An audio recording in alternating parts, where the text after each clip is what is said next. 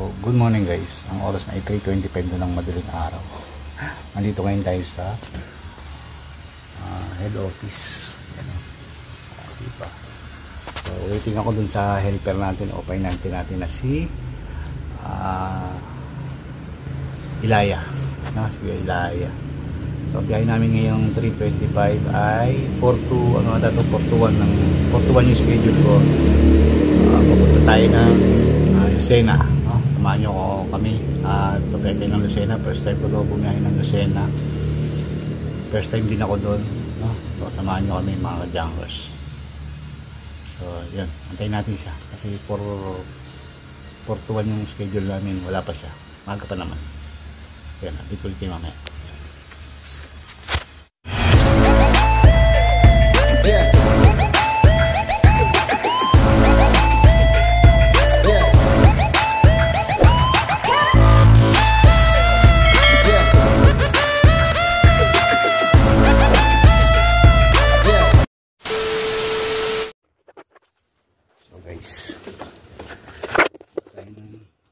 Tignan natin kung may padala na papuntang Lucena. Package pa. Para dun sa store. Let's go.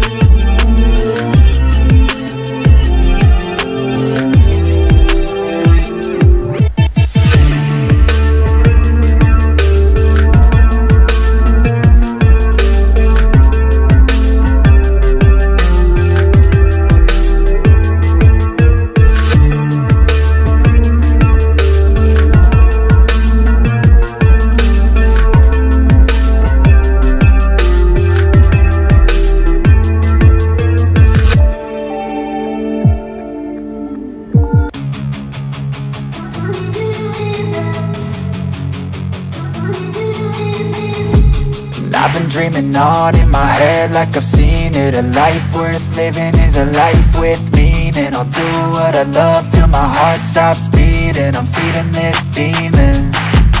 Got a taste, can't erase bitterness in my face. Work a job every day till your dreams fade away. Like a card, never change, play the game that we say. I need a break. I'm staying strong, need to move on to be what I want. I'll keep dreaming on. I'm staying strong, need to move on to be what I want. I'll keep dreaming on.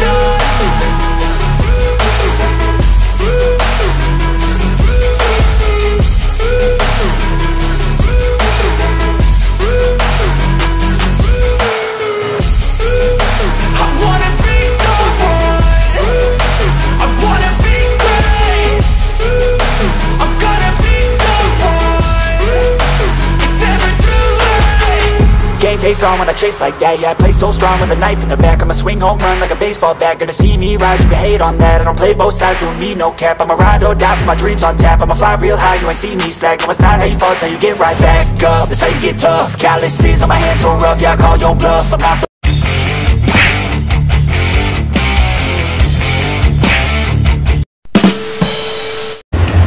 So, good morning guys.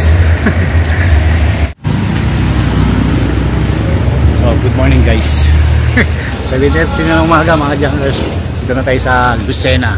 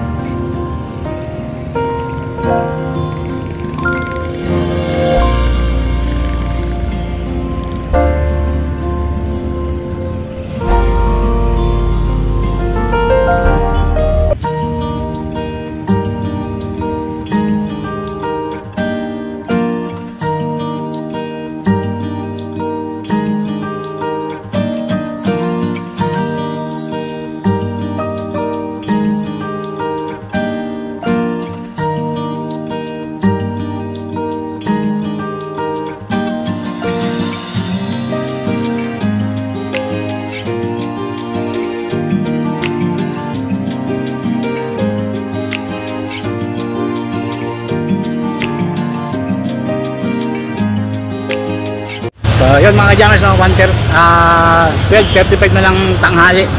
So dito pa rin kami sa Lucena, pauwi na kami ni Ilaya. So let's go, uwi na tayo mga ka-jammers.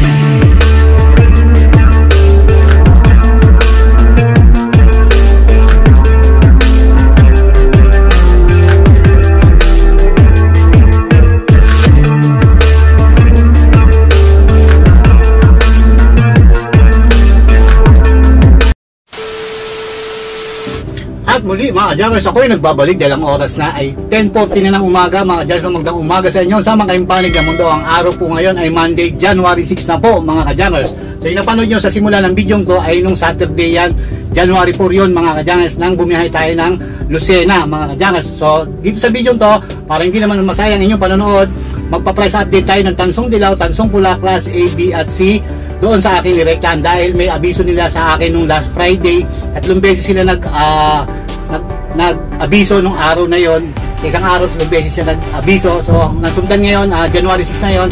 So wala nang abiso. So ito na yung presyo ibibigay sa inyo, yung presyo ngayon na updated to mga ka-jammers, no? So kung handa na kayo, huwag na natin yan patagalin. Hawak na kayo ng lapis at papel. Sisimulan na natin yan in 5, 4, 3, 2, 1. Ilista nyo na yan.